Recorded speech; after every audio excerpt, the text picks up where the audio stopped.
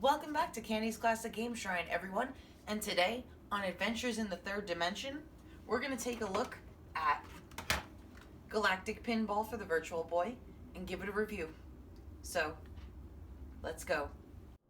This little pinball game was developed by Intelligent Systems and published by Nintendo. It's one of the Virtual Boy titles released in both regions. In America, it was released August 14th, 1995, and in Japan on July 21st, 1995. In this 3D pinball game, you get a choice of 4 different tables: Colony, UFO, Alien, and Cosmic. Each table has their own goals, however, without a manual, and even with one, they aren't quite clear.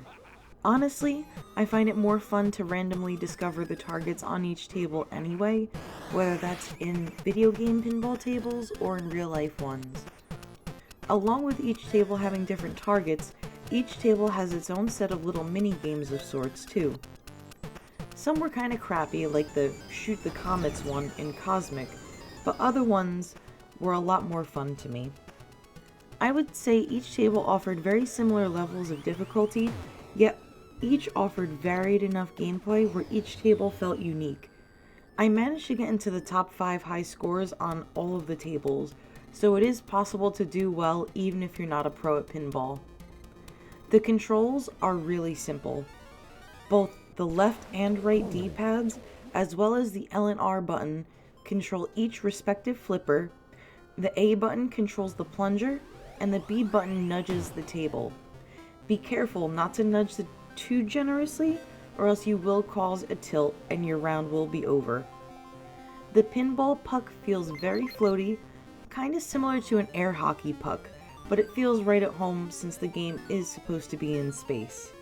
The visuals in this game aren't going to blow you away, but the 3D effect is neat and certainly makes playing some tables easier than others, since some have depth to them that allows the 3D to make it easier to tell which plane your pinball puck is on.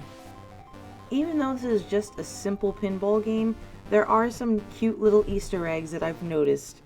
For instance, there's a lot of name attributions to people like the Virtual Boy's creator, Gunpei Yokoi, and characters such as Samus Aran from the Metroid series, and a few more. The sound quality in the game blew me away, from the voice samples to the music for each table. I will say, however, some screens, like the one where you input your name for the high score, really made me want to rip my ears off because of the beeping. This, like I said before, is a game that will benefit greatly from playing on real hardware, since the tables offer a bit of depth while viewed in 3D, but it's not required to enjoy, so emulation is something you can still do. If you're going into this game as a pinball lover, don't expect authentic gameplay to a real table. With that said, you can still have fun, and I say this as a lover of real classic pinball games as well.